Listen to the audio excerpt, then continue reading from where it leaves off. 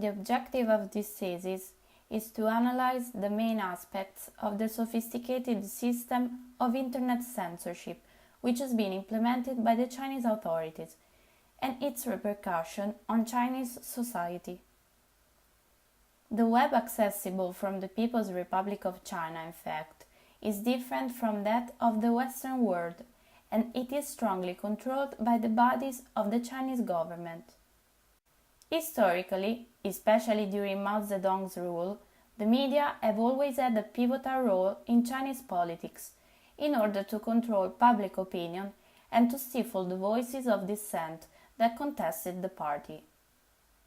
Since the early years of its adoption in China, Internet has quickly become the main communication and information platform. The web offered users the opportunity to express their ideas, threatening the concept of harmonious society promoted by the authorities. For this reason, the control of the web has become a priority for the Chinese government, which has decided to create an intranet with Chinese characteristics, monitored by the Great Firewall, the subsystem of the cyberspace censorship program based on keywords filtering. Moreover, the Chinese government has created a Chinese copy of each Western social media, such as Google, Twitter, and WhatsApp. The effectiveness of the Great Firewall is also due to the indirect censorship that the system generates. The authorities, thanks to fear tactics, push Chinese users to think twice before posting sensitive contents on the web. Western companies accept the directives imposed by the Chinese authorities rather than abandoning the free market of the Asian country. However, a part of the Chinese population has developed new forms of social resistance in favor of freedom of expression and information. The Martian language, for example, is a cryptic linguistic variety created in Taiwan by a group of young users to communicate in secret. It is characterized by the union of numbers, different languages, Chinese characters, and symbols. This unconventional language easily misleads the authorities and allows netizens to circumvent the wall of censorship.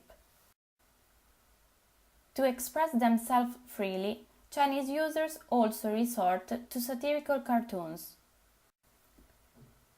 The most famous are those of the cartoonist Crazy Crab, who, inspired by George Orwell's Animal Farm in 1984, criticizes the Chinese government through the conciseness of images. Finally, the phenomenon of the e-gauze, entertaining multimedia products similar to our memes that netizens use to make political satire and to criticize the Chinese authorities. Among the most famous examples of e-gauze, we find the murder caused by a steamed bun by the freelance videomaker Hugo, who aroused the anger of the authorities for turning the epic story of the famous film The Promise into an exposé.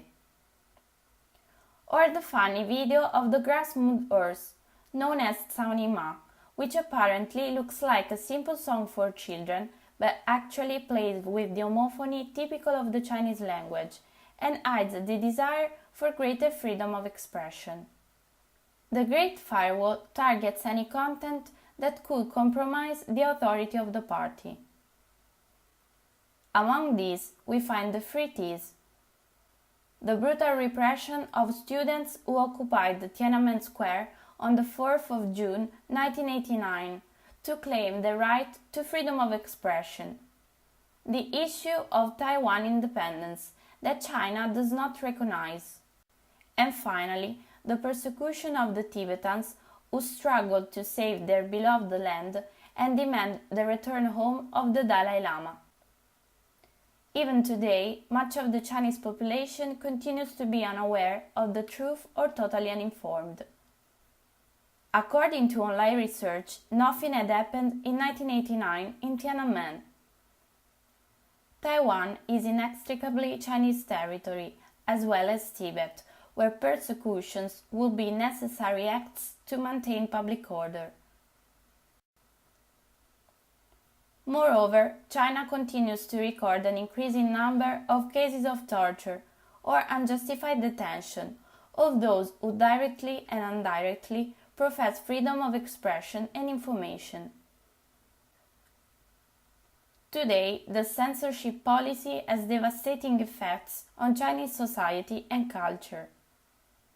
As a matter of fact, the Chinese population still does not have full access to freedom of expression and to a totally free information system. Despite the concerns of international bodies and the netizens' attempts to bypass censorship, China is not willing to abandon the desire to install a national network. The possibility of a Chinese-led internet is literally unstoppable.